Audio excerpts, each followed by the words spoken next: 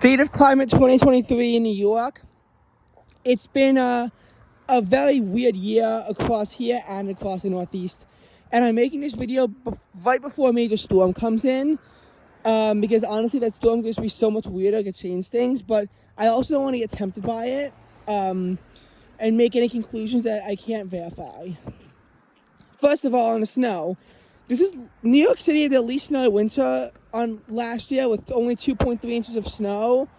And our least snowy calendar year would require 1.1 inches of snow for us to get by the end of the year. For some reason, I don't see that happening. I actually see December snowfall being just a trace.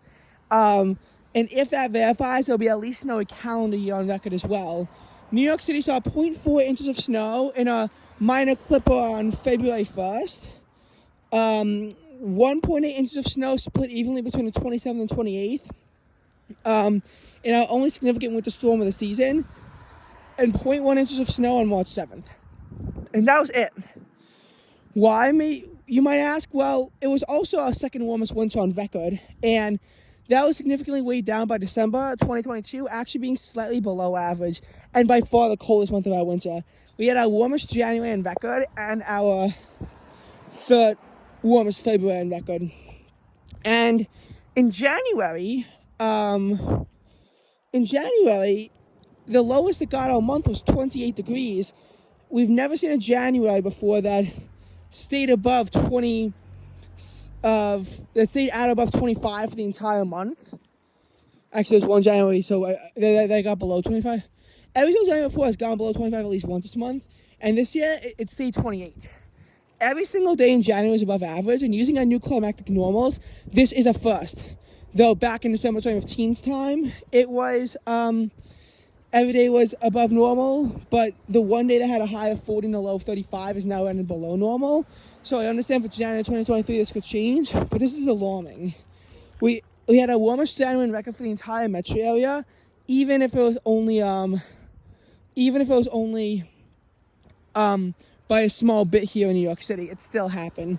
February 2023 was honestly in contention to be the warmest on record. However, a cold 6 days to end the month, or at least a colder 6 days to end the month, is what ruined it. That, and also more impressively, the fact that the temperature still managed to plunge down to 3 degrees on February 4th. But the exact synoptics of the system meant that it honestly could have been a lot colder, because the timing of the front coming in meant that the high on February 3rd was still 35 degrees, aka above freezing, and the low was 11. It could have, if it came later, these numbers could have been lower. Though if it came later, then the high on February 4th would have been less likely to have been as high as 27 degrees. If the storm had come in, if this front had come in later, yes, it might have been warm on February 3rd, but not by that much, especially on the high temperature. And it would have been able to get up to the upper 20s by the end of February 4th. It hit 70 degrees in February. It hit 70 degrees in February, and there was an EF2 tornado in central New Jersey in the middle of the winter. That is very abnormal. Having a tornado in New Jersey in February is very abnormal. But an EF2 is even more abnormal. It's only happened once before in history. Now, moving on, nothing really that historical happened in March, but April. April was New York City's second warmest April on record, and I'm pretty sure there's at least one site in the metro area that had their warmest April on record. And the last week was below average. This is in solid contention to be our warmest April on record, potentially with a high temperature, with an average temperature above 60 degrees for the first time in history, before a temperature collapsed in on itself.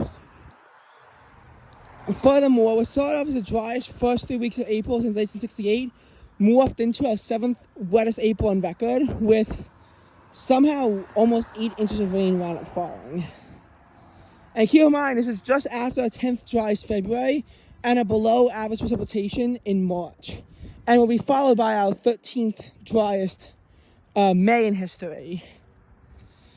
So there was a lot of stuff going on that allowed the would allow this rain to be possible, but it is highly abnormal. Also, it hit 70 degrees at a low temperature in the first half of April for the first time ever in New York. And Connecticut would see their warmest ever April temperature, well, tied for it, somewhere near Hartford. The high hit 96, which tied a statewide record. Also in Springfield, Massachusetts, on the 14th, they had their earliest ever high temperature of 90 degrees. Keep in mind that these records on April 14th were broken after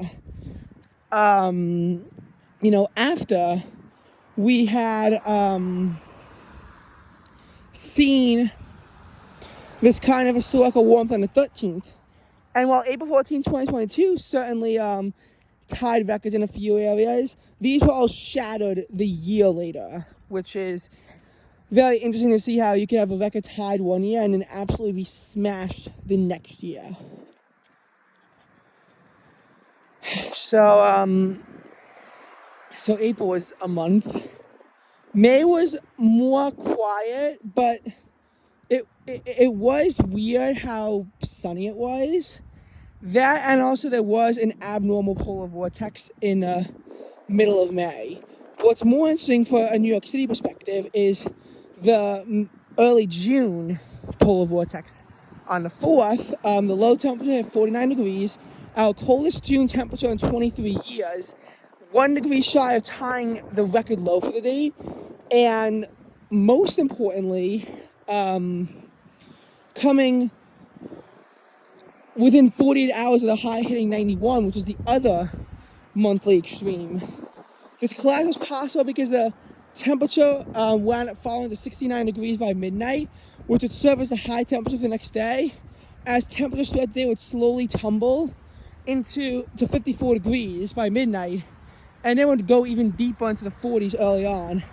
We had camp orientation the next day, and with it being cloudy and 55 degrees to start, it was not fun or summer-like at all.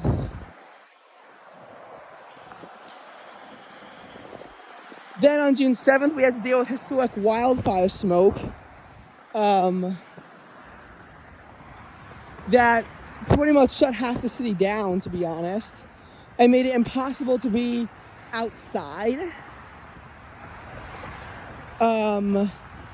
I will say the good thing is, knowing June 2023's weather, this wasn't actually accompanied by searing heat.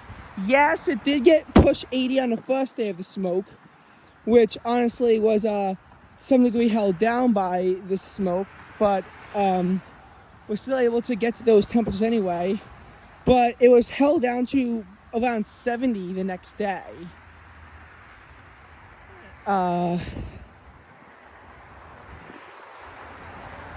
And of course, you can't forget about the multiple streaks of the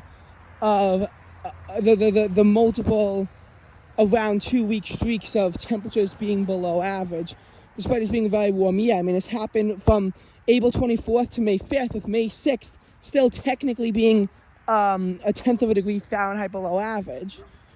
Then you have June 12th to 24th, though that I'm less sure, because while I have seen it, it's with the 18th and 19th both hitting 80 degrees. I think that one of those days might have fallen into the above average column, or maybe June 25th was the first above average day, and then these days were in the near average column, which May 6th also was, to be honest. And then it was fully below average from September 15th to 30th as well, which was 16 days. Oh yeah, July had oppressive humidity, and a lot of rainfall, especially further north, where they had the wettest July on record in a lot of areas. Not so much in the city, where only 5.3 inches of rain fell. August had 6.6 inches of rain, and was notable for its huge amount of pre-dawn showers that made up most of the rain. And also, it was the first August in almost 40 years, since 1986 to be exact, when not a single day hit 90 degrees. The highest temperature a month was 88 degrees, but the lowest temperature a month was 63 degrees, so the month was not actually that far below average. July was also very compressed in temperatures, with its lowest temperature being 66 its highest temperature being just 93. So it really wasn't until September when we saw our first heat wave. Every single time a heat wave was possible in a city, at the start, it just didn't happen. We could have clinched our heat wave a lot earlier than September 7th. I mean, July 5th and 6th were both above 90 degrees. And it was thought that July 7th might also be above 90, but it peaked at 87. July 27th and 28th in the city both hit 92. And it was very well thought of that July 29th would also get to above there. But storms came in earlier than expected and kept the high temperature to 89 degrees. Unfortunate again. I will say most of the Long Island area did experience highs in the 90s on July, especially in Nassau County, they experienced highs above 90 on July 29th, but a lot of them also experienced the 90 plus high on July 27th, and what was supposed to be a severe heat wave wound up not even turning into one. Islip did not see a single high above 90 in the stretch, and they only saw one for the entire month on the 12th, which is, again, very abnormal. The slow start to summer meant that for a long time. The city's hottest days were in April. In New York City, this lasted until July 5th, that our hottest day was April 14th. That is very, very abnormal for it to be that low.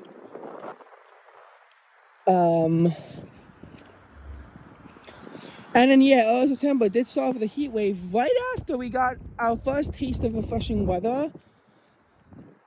ISIP clinched the heat wave on September 6th. My location clinched the heat wave on the 5th, and it was supposed to clinch on the 5th in the city, but it only hit 88 degrees on the 3rd because it was cooler in the morning.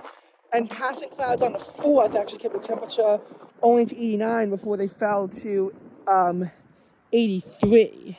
Which was the reason why there was no 90 plus on that day. The city did see 4 days of 90 plus though, because it surprisingly actually continued into the 8th. And from here on out, the weirdest thing was that normally in this position, the heat wave would slowly fade away and we get back to normal September weather. This heat wave though, the front became stalled. So the 9th was still oppressive.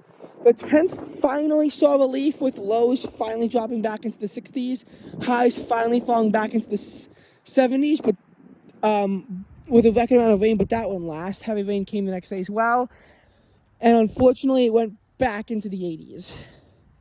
And then stayed there for the next day until the next day was stuck in the 70s all day on the 13th.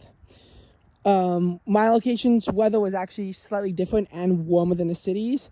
But the most important fact is that on December 14th, it finally fully cleared after something like 5 cold fronts had to come through because it kept getting jammed along the way. The low finally fell to 63, the high was around 77, and the next day, it finally dropped to the 50s. One of our latest states on record for this achievement, and one of our longest stretches of low temperatures being above 60 degrees. And then it just wouldn't get warm again for pretty much the rest of the month. We had 8 days in a row with highs in the 60s from September 23rd to the 30th. But then on October 3rd, it very weirdly just jumps up to 80 degrees randomly. Our first 80s in October in 4 years. It would then hit 83 on the 4th, which was my birthday. And the weirdest part of all of October's weather was honestly the fact that it then hit 80 degrees again in the city on the 28th. But during that stretch, there were no record highs, even though it came very close at like 3 different occurrences. But it was still 80 degrees in New York in late October. And then the temperature pretty much crashed shortly thereafter.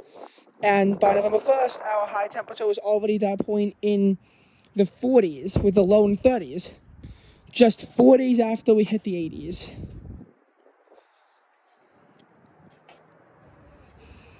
November, that's how going to be our coolest high temperature in a while because it's only going to hit 67 for the entire month.